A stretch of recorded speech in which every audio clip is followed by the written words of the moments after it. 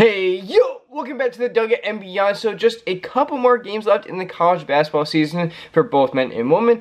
And for the first time since 2021, we now have lost Kansas in the top 25 again. And yeah, this is just kind of insane, as they were preseason number one. As actually, this is kind of reminding me of a couple years ago with UNC, where they would look like they were going to just basically run away with the country here, basically dominate every game, as we had a lot of veterans on this team, including Hunter Dickinson, who's basically just like the main guy for them, the 7'2" center over there.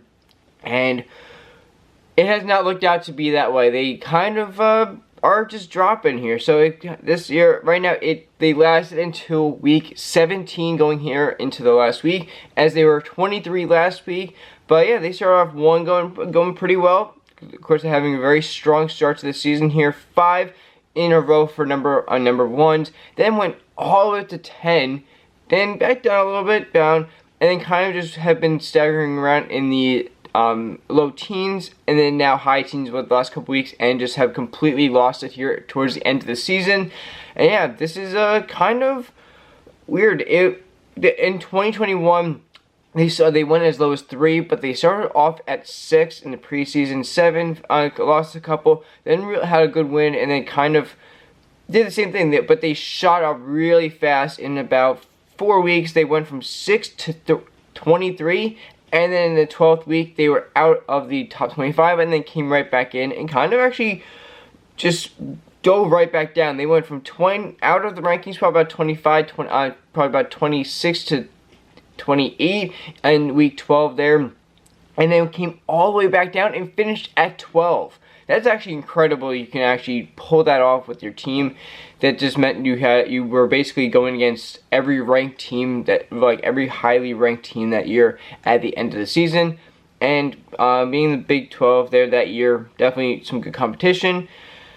But yeah, this is just kind of insane. Again, still Big 12, but we've obviously had a lot of different competition throughout the last couple years. Basically, yeah, the second year they've had the actual changing of the conferences with some crazy movement, where they have half the ACCs on the East Coast, and then the other half is on the West Coast. It's kind of bad enough to have Miami and Syracuse in the same conference. It's whatever. But we all know that they all changed drastically here for virtually every conference to a point.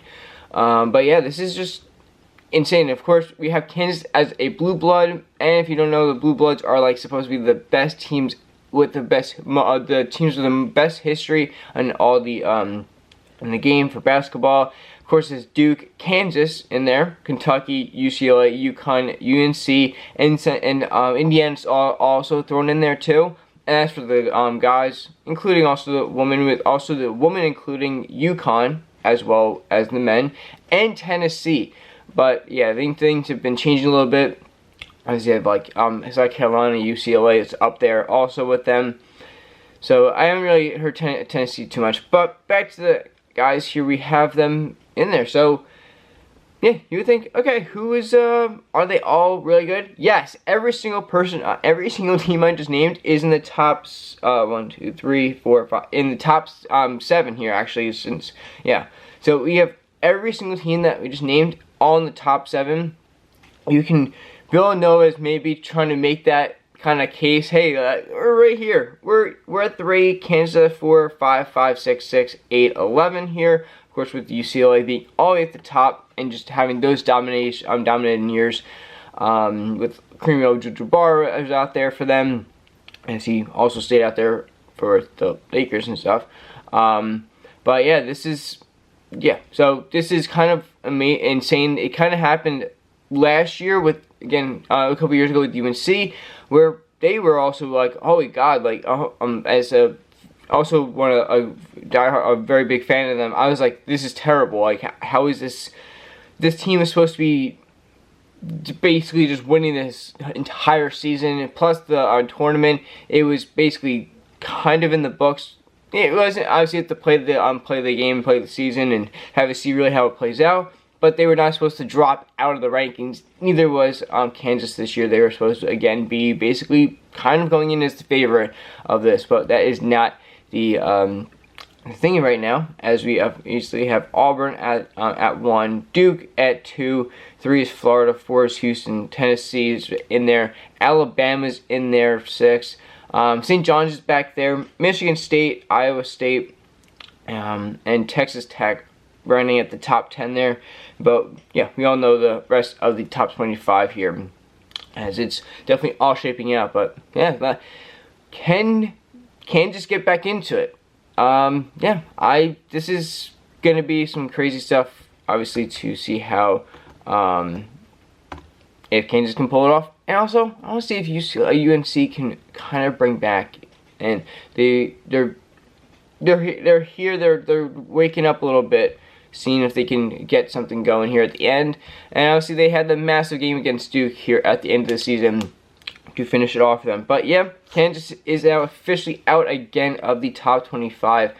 But I'm gonna think that they're maybe right there at the edge. They definitely didn't go from 23 to 30 or something. They went to probably 27-ish, around there, 27, 28 at maximum.